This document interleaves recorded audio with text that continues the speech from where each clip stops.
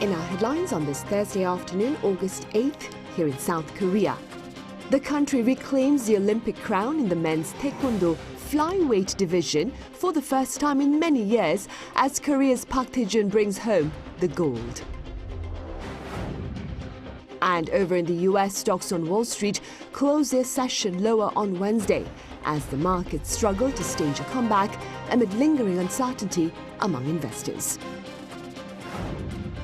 Meanwhile, Israel reaffirms its resolve to hunt down Yahya Sinwar, who masterminded the October 7th assault and has been recently tapped as the new leader of the Palestinian militant group Hamas.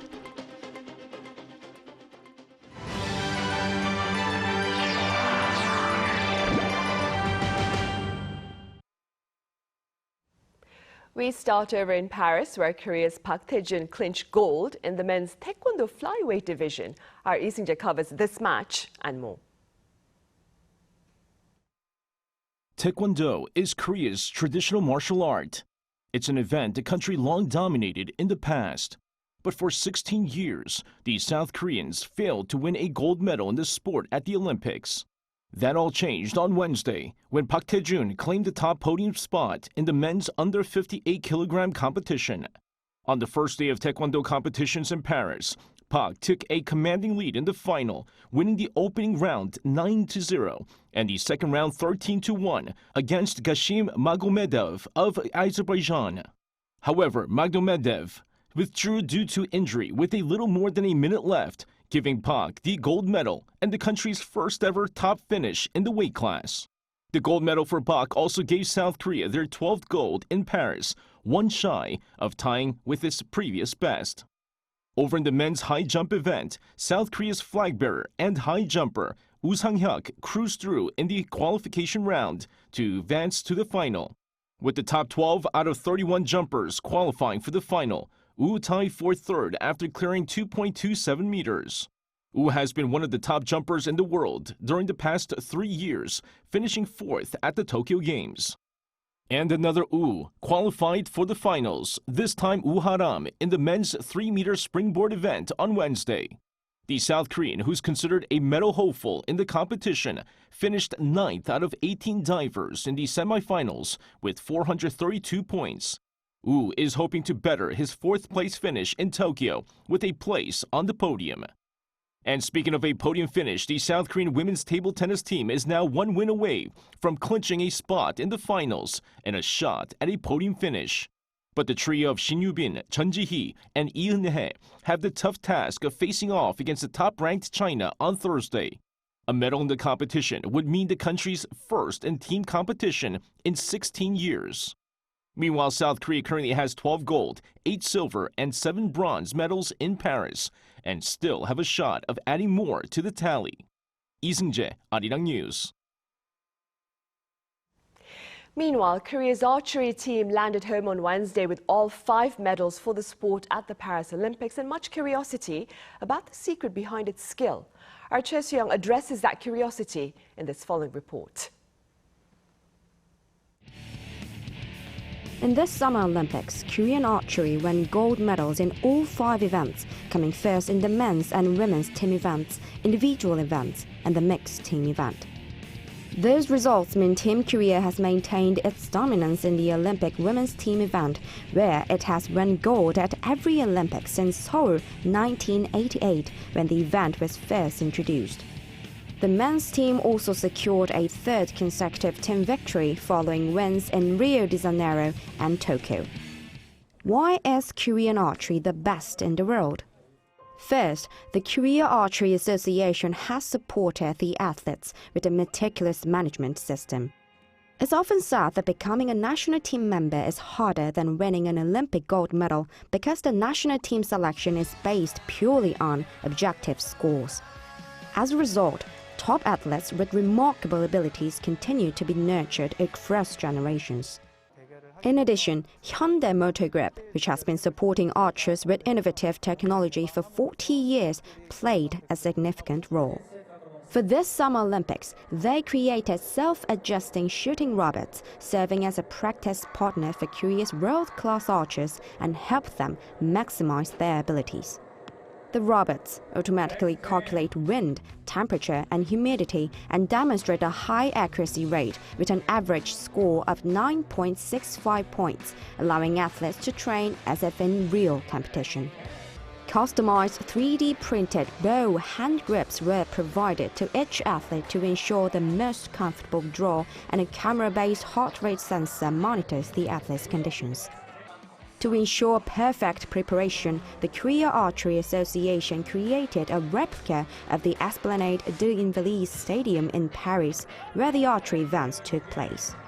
As Les Invalides is located right next to the Seine River, they also conducted wind speed training near the Namhangang River, which has similar wind conditions. The Archery Association is now preparing for the next chapter of Korean archery at the 2028 Los Angeles Olympics in the U.S. with the best systems and support in place. Choi Soo-hyung, Arirang News.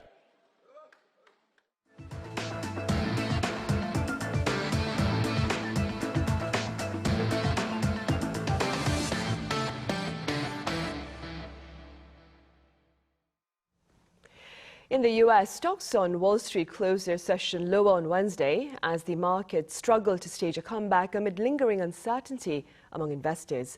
Our correspondent Moon Hae-ryun has the latest. Major U.S. stock indexes closed lower on Wednesday, failing to recover fully from the big sell-offs on Monday. The Dow Jones Industrial Average closed 0.6% lower and the S&P 500 shed nearly 0.8%, while the tech-heavy Nasdaq dropped by more than 1%. Throughout the trading session, the three indexes saw morning gains as the Bank of Japan commented that the central bank would not raise rates when financial markets are unstable, boosting market sentiment. Trade involving the Japanese yen has been a key factor in the sequence of events leading to global market volatility, as investors borrowed the cheaper yen to trade into stocks and other assets. But with Japan's central bank raising its benchmark interest rate at the end of last month, paired with weak U.S. economic data stoking fears of a recession in the world's biggest economy, investors have been quick to sell. While investor sentiment is slowly leveling out with Wall Street's losses on Wednesday not as drastic as those seen earlier this week, big tech stocks saw large fluctuations. Nvidia, one of Wall Street's most central companies, started out with a gain of more than 4% before it ended on a loss of more than 5%. Super microcomputer stocks tumbled by more than 20% after it reported lower than expected quarterly earnings. Tesla and Meta platforms also slipped, as well as global homestay platform Airbnb. These latest developments were reflected in the South Korean stock market on Thursday morning, as the country's benchmark Kospi and the secondary Kosdaq both began the day's trading on a low. The Kospi opened around 1.5% lower than the previous day, while the Kosdaq fell by nearly 1.4%. Stocks of chip makers SK Hynix and Samsung Electronics both fell. Moon Hae-ryun, Arirang News. Israel has reaffirmed its resolve to hunt down Yahya Sinwar, the man who masterminded the appalling October 7th assault against its people. The remarks follow Hamas's recent tapping of Sinwar as its new militant leader. Our Choi Min-jung reports. Israel's military chief of staff has vowed to target the new Hamas leader, Yahya Sinwar. Speaking during a visit to an Air Force base on Wednesday, Lieutenant General Herzi Halavi said the decision to name Sinwar as its new leader will not absolve him from the fact that he is a murderer. We will make an effort to find him and attack him, and they can replace once again the head of the political bureau. Sinwar is believed to be the mastermind behind the October 7th attack when Hamas killed more than 1,000 people during an attack on Israel, including citizens from other countries. Sinwar is a brutal terrorist with blood on his hands, including the blood of American citizens, and not just American citizens, but citizens of many countries around the world. Israel's attack on Gaza continued despite the change in Hamas's leadership. The Israeli army issued new evacuation orders on Wednesday for Beit Hanun in northern Gaza. This comes as Israel announced it would forcefully and immediately operate against terror groups in the region, following a rocket attack fired from the area. Meanwhile, top Iranian commander Abdulrahim Musavi welcomed the appointment of Sinwar as the new political head of Hamas, calling him a great combatant. He added that the new leadership means that Israel will have to give up hopes of survival and collapse. Hamas on Tuesday chose Sinwar as its new leader after Ismail Haniyeh was killed in Iran last week by a strike which is presumed to have been launched by Israel. Regional tensions have soared after the killing. Choi Min-jang, Arirang News. And Egypt and the UK urged their airlines to avoid Iranian and Lebanese airspace amid fears of a full-fledged war in the region. Egypt called on its airlines to refrain from flying over Iran's airspace for a period of 3 hours early Thursday morning. Shortly after, the UK advised its airlines to avoid Lebanon's airspace. Likewise, several global airlines have reportedly readjusted their flight paths amid brewing tensions in the Middle East.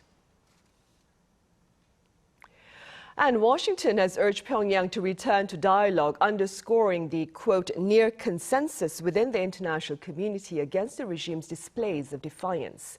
Remarks to this end were shared by U.S. State Department spokesperson Matthew Miller following the U.S.-Australia diplomatic and defense ministerial meeting in Maryland back on Tuesday.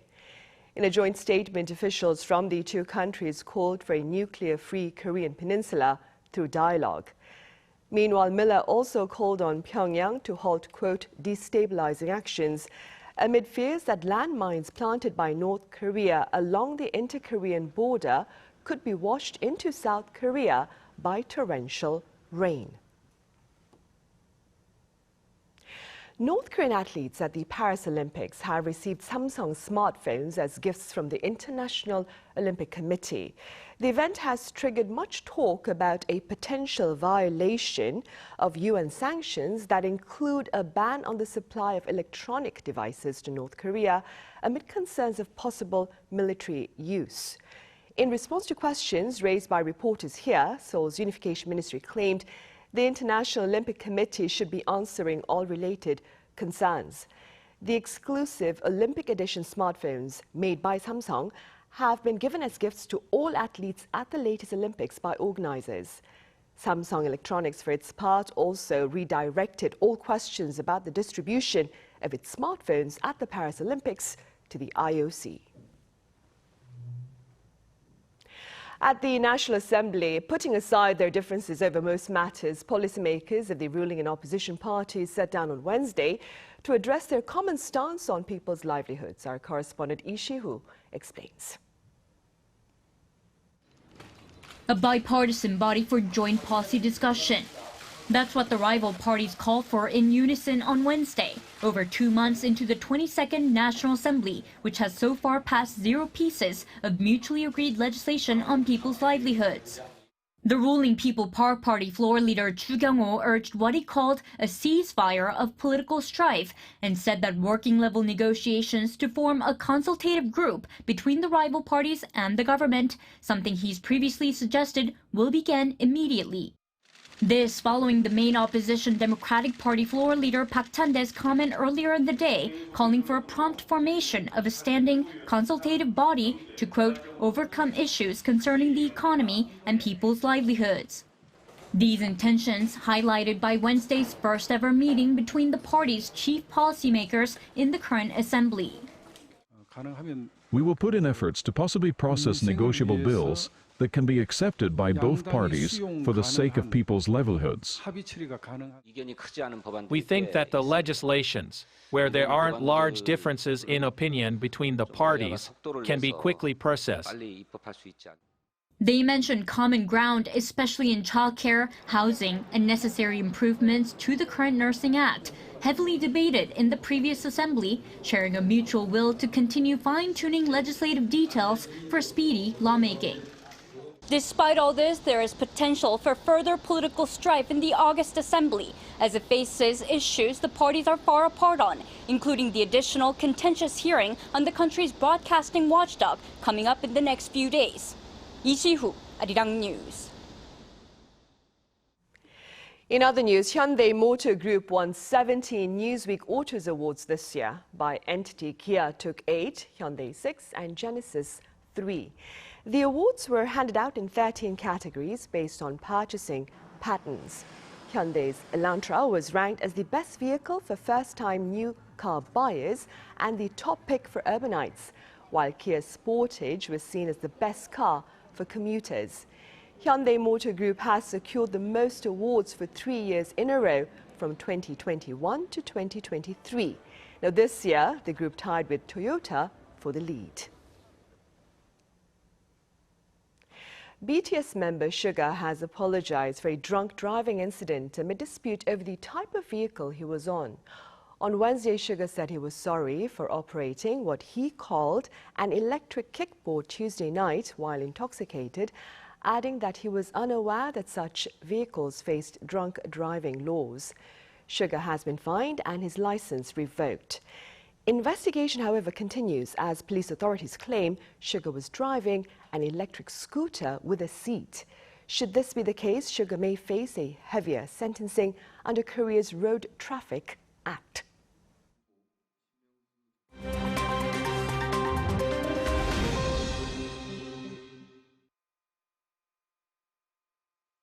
Let's take a look at the latest news in the world now. Thousands of counter-protesters took to the streets in the UK on Wednesday against the recent violent protests that erupted following the deaths of 3 children in the Southport stabbing. Thousands of anti-racism protesters gathered in the capital, London, on Wednesday to counter-protest the expected far-right groups. Crowds of counter-protesters also took to the streets in Birmingham, Bristol, Liverpool and Hastings, holding banners that read "Fight Racism, Stop the Far Right, and We'll Trade Races for Refugees," while chanting "Hate not welcome here" and "Racism off our streets." Earlier online posts said that far-right protesters would target a number of immigration and migration support centres, as well as specialist law firms on Wednesday, forcing many businesses to close early and some even board up their windows. The government said they had reserved a so-called standing army of 6,000 specialist police officers to respond to reports of violence. The National Police Chiefs Council stated that 428 arrests were made in connection to the riots, and more than 120 of those have already been charged. In Thailand, the Constitutional Court on Wednesday ordered the dissolution of the reformist Move Forward Party, which won last year's election, saying that the party's effort to amend the royal defamation laws was unconstitutional. Wednesday's ruling also banned the Move Forward Party's former leader, Peter Limjaroenrat, and current chief Chaithawat Sulathon, as well as 9 other senior party figures from politics for 10 years. This follows the Election Commission filing a petition against the Move Forward Party after the Constitutional Court ruled in January that the party's attempt to amend the Section 112 of the Thai Criminal Code, or the lèse majesté law, was unconstitutional. The banned former party leader, Limjaroenrat, however, said that he would ensure that the remaining reformist lawmakers continued to work, saying that, quote, "The political project continues in a new vehicle which will be introduced on August the 9th. As only 11 senior figures were banned from political activities, the 142 Move Forward MPs who survived the verdict are expected to transfer to other parties to continue their role as the main opposition in parliament. Moving over to Russia, a state of emergency has been declared on Wednesday in the Kursk region of the country as a rare cross-border attack by Ukrainian forces continued for a second day. The Russian Defense Ministry said on Wednesday that it was fighting intense battles against hundreds of Ukrainian troops that penetrated its southern border near the town of Sudza, where a major natural gas transmission hub is located. The Sudza gas hub is the only point of entry for Russian gas into the EU. Earlier the same day, Russian President Vladimir Putin called the attack another major provocation by the Kiev regime, while the acting regional governor of the Kursk region said thousands of people have been evacuated from the border areas. The Kremlin added that the Ukrainian forces were supported by 11 tanks and over 20 armored combat vehicles, while Russia's health ministry reported 31 civilian injuries. The U.S. White House spokesperson, Karine Jean-Pierre, stated on Wednesday that the U.S. had no prior knowledge of the Ukrainian incursions and that it will contact Ukraine to understand the objective of the offensive. Banksy, a famed pseudonymous street artist whose real identity remains secret, revealed a third new stencil-style artwork in London on Wednesday. The newest artwork, featuring 3 swinging monkeys, was found on a bridge over East London's Brick Lane, close to the Shoreditch High Street. This is the 3rd piece to be unveiled just this week, following a depiction of a goat on a ledge with falling rocks in Richmond on Monday, and an image of 2 elephants poking their heads out of windows, which appeared in Chelsea on Tuesday. The latest artwork was confirmed as authentic through a post on the artist's Instagram account. Kim Seong, Arirang News.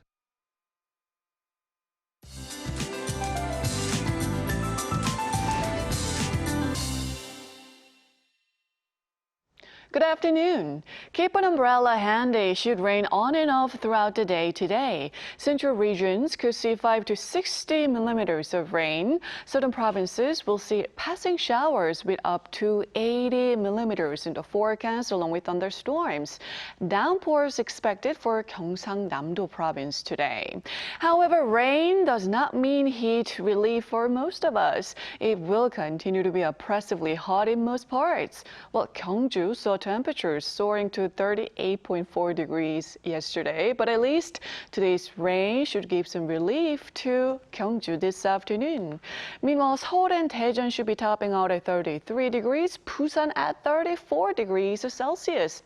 Well, it is the summer vacation season here in Korea, but major outdoor attractions are less crowded this year due to searing heat. Many seem to be choosing indoor activities.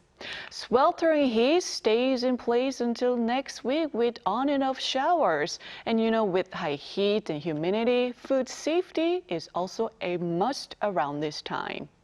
With that in mind, let's take a look at the international weather conditions.